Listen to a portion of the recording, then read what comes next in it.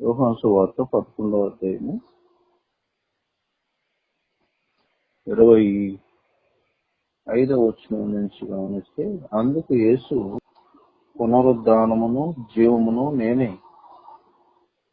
నా యందు విశ్వాసముంచువాడు చనిపోయినను బ్రతుకును, బ్రతికి నా యందు విశ్వాసముంచు ప్రతివాడు ఎన్నటికి చనిపోడు అన్నాడు.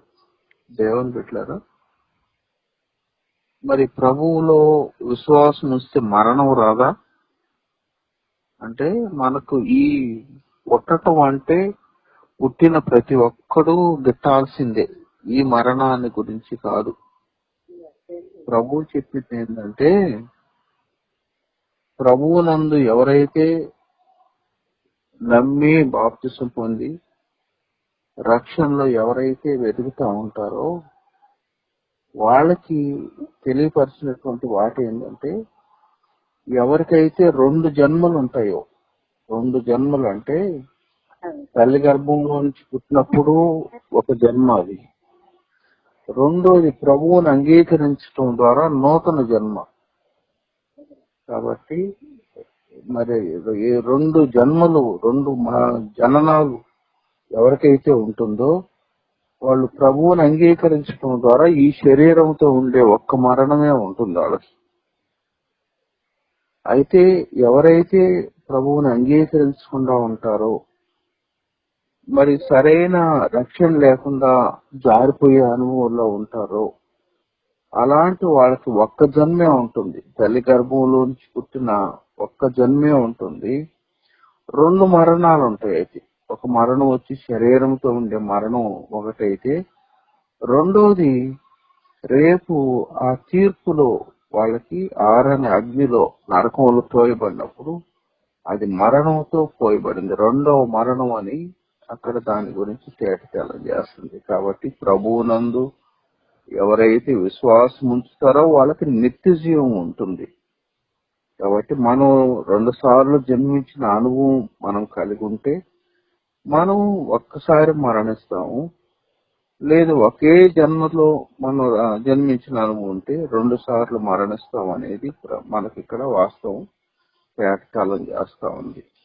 అందుకని ఇక్కడ యోహాను సువార్త 5వ అధ్యాయం 24వ వచనంలో ప్రభువు చెప్పాడు, నా మాట విని నన్ను పంపిన వాని యందు విశ్వాసం ఉంచేవాడు నిత్య జీవము గలవాడు, వాడు తీర్పులోనికి రాక మరణములో నుండి జీవములోనికి దాటి ఉన్నాడని మీకు నిశ్చయముగా చెప్పుచున్నాను. కాబట్టి ప్రభువునందు విశ్వాసము మనం ఉంచితే అది నిత్య జీవానికి సంబంధం, నిత్య జీవంలోనికి వెళ్తాం. మనకి ఇక్కడ తీర్పులోనికి రేపు ప్రభు ముందు మరి లోకంలో ఉన్న మనుషులందరూ పోగు చేయబడినప్పుడు ఇక్కడ రక్షించబడిన నూతన విశ్వాసకి ఉన్న ఆధిక్యత, ధన్యత ఏంటంటే వాడు తీర్పులోనికి రాకుండా మరణములో నుండి జీవములోనికి అంటే నేరుగా నిత్య జీవానికి అక్కడ వెళ్ళిపోయే భాగ్యాన్ని ప్రభు మనకు దయచేసి ఉన్నాడు. కాబట్టి ప్రియ దేవుని బిడ్డలారా, ఆ నిత్య జీవాన్ని అందుకని ప్రభు ఇంకొక మనకు యోహాను సువార్త 10వ అధ్యాయము 27వ వచనం నుంచి కూడా గమనిస్తే, నా గొర్రెలు నా స్వరం వినును, నేను వాటిని ఎరుగుదును, అవి నన్ను వెంబడించును, నేను వాటికి నిత్య జీవాన్ని ఇస్తున్నాను అన్నాడు. కాబట్టి ప్రభువుని వెంబడించే వాళ్ళకి ఆయన నిత్య జీవాన్ని ఇస్తాడు. ఆ నిత్య జీవంతో మనము మరణించే శరీరం కేవలం నిద్రగా మార్చబడింది. ప్రభు శిలువ మరణం ద్వారా మరి మనం ఈ మరణాన్ని నిద్రగా మార్చాడు. అందుకే ఇక్కడ నిద్రిస్తే పరలోకంలో ప్రభువు దగ్గర మేల్కొంటాము, ఇక్కడ ఆయన నిత్యత్వంలో ప్రభువుతో యుగ యుగాలు ఉంటాం. కాబట్టి నా ప్రియ దేవుని బిడ్డలు, అందుకు ప్రభు ఆ మాటని అలా స్పష్టంగా చెప్పాడు. కాబట్టి ప్రభువు ఇచ్చినటువంటి రక్షణ ఇది శ్రేష్టమైనటువంటి రక్షణ, గొప్ప రక్షణ. అందుకని హెబ్రీ పత్రికలో మనకు చెప్పబడిన మాట ఏంటి అని అంటే, మరి 2వ అధ్యాయము 3వ వచనంలో ఎంత గొప్ప రక్షణని మనం నిర్లక్ష్యం చేసిన ఎడల అన్నాడు. అంటే మరి పరలోకములో ఆ యొక్క తీర్పులో కూడా రాకుండా నిత్యత్వంలోకి వెళ్ళగలిగి ఇది ఎంత గొప్ప రక్షణ. కాబట్టి ఇది గొప్ప రక్షణ. ఈ రక్షణని ఎవరు కూడా నిర్లక్ష్యం చేయకూడదు, ఎవరు కూడా యామరపాటుగా ఉండకూడదు. మరి ఒకవేళ ఈనాడు సాతాను చెలరేగిన స్థితిలో ఉంది, సాతాను కుయుక్తి ద్వారా మరి రక్షించబడిన వారు సహితము పడిపోయేదానికి అవకాశం ఉందని వాక్యం చెప్తుంది.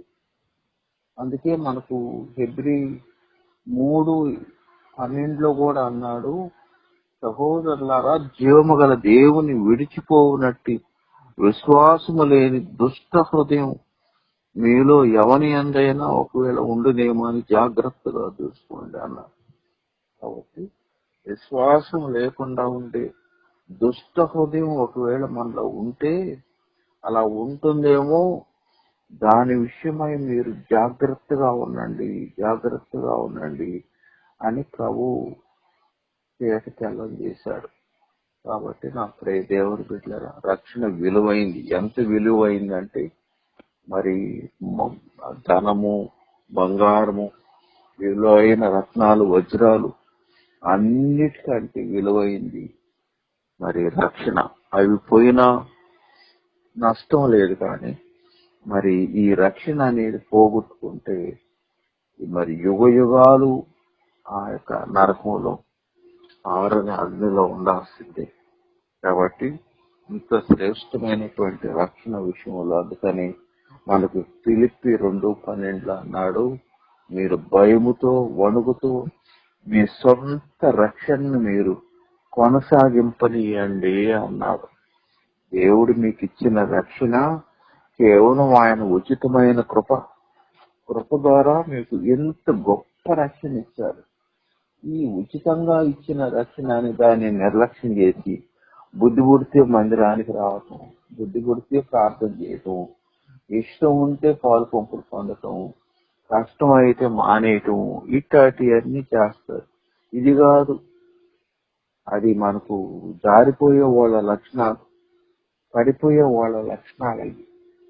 ఆయన మనకి ఇచ్చిన అతి విలువైనటువంటిది, లోకంలో ఎక్కడా దొరకనటువంటి, ఎవ్వరూ ఇవ్వనటువంటి గొప్ప రక్షణ ఇచ్చాడు మనకు. ఇంత గొప్ప రక్షణ మనం పొందుకున్న తర్వాత అది మన ఇష్టానుసారంగా మరి భక్తి చేసే పరిస్థితి కానే కాదు. ఈరోజు కొంతమంది ఆ విలువ తెలియకుండా ఇష్టానుసారంగా ఉన్నారు. తుదకు వాళ్ళ పరిస్థితి ఏమవుతుందో మనం చెప్పలేము. కానీ దేవుని బిడ్డలారా, దేవుడు అతి శ్రేష్టమైన ఆ గొప్ప రక్షణ ఉచితంగా ఆయన కృప ద్వారా ఇచ్చాడు. విలువ లేకుండా కొంతమంది దాన్ని ప్రవర్తిస్తున్నారు. కాబట్టి వాళ్ళని మనం ఏమి చేయబడలే, వాళ్ళని అనేదానికి లేదు. ఎందుకంటే వాళ్ళ రక్షణ వాళ్ళ ఇష్టం, వాళ్ళు దేవుణ్ణి ఎరిగారు. మా ఇష్టం మేము కొంతమంది తాగుబోతులు అంటుంటారు, నా డబ్బు నా ఇష్టం అని.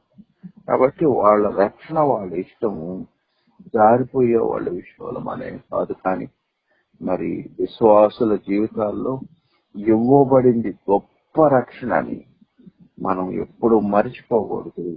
ఎందుకంటే మన ఆత్మని యుగ యుగాలు ఆయన దగ్గర చేర్చగలిగి ఆ శ్రేష్టమైనటువంటి పరలోకపు టికెట్ అది గుర్తు పెట్టుకున్నాం. అందుకనే పౌలు గారు రోమాపత్రిక 8:35 ఆయన అన్న మాట, క్రీస్తు ప్రేమ నుండి మనలను ఎడబాపు వాడెవడు అంటూ శ్రమైనా, బాధైనా, హింసైనా, కరువైనా, వస్త్రహీనతైన, ఉపద్రవమైన, ఖడ్గమైన మనలను ఎడబాపునా అన్నాడు. అంటే ఈ శ్రమలైన, కష్టాలైన, బాధలు ఏదొచ్చినా కూడా నన్ను ప్రభువు నుంచి ఎడవు చేయలేవు. ఎందుకంటే నాకు ఈ కష్టాలు ఇంపార్టెంట్ కాదు, ప్రభువు నాకు ఇంపార్టెంట్, పరలోకం నాకు ఇంపార్టెంట్ అని. అందుకనే పాత నిబంధనలో వాళ్ళు సింహాలను ఎదుర్కొన్నారు, అగ్నిని ఎదుర్కొని కూడా ప్రభువు కొరకు జీవించారంటే ప్రభువులో ఉండే రక్షణ అంత విలువైంది. దయచేసి నీకు ఇవ్వబడిన రక్షణ విషయంలో ఎన్నడూ కూడా నిర్లక్ష్యం చేయకుండా, ఒక పక్క సాతాను దాన్ని దొంగిలించాలని, నిన్ను బలహీనపరచాలని, నీవు దాంట్లో నుంచి జారిపోతే సంతోషించాలని ఆశపడుతుంటే దానికి అనుకూలంగా నీ అడుగులు కాదు. ప్రభు వైపు స్థిరమైన అడుగులు చేద్దాం. ఆయన నాకు ఇచ్చింది అతి శ్రేష్టమైనది, దాన్ని నేను కాపాడుకోవాలి. నా ప్రాణం పోయినా ఆ రక్షణని నేను కాపాడుకుంటేనే నా ఆత్మ ఆయనతో ఉంటుంది అనే ఈ సత్యాన్ని మనం ఎరిగి ప్రభువులో మనకి ఇవ్వబడిన రక్షణలో నమ్మకంగా ఉందాం. దేవుడి మాట్లాడే వినికిల్లో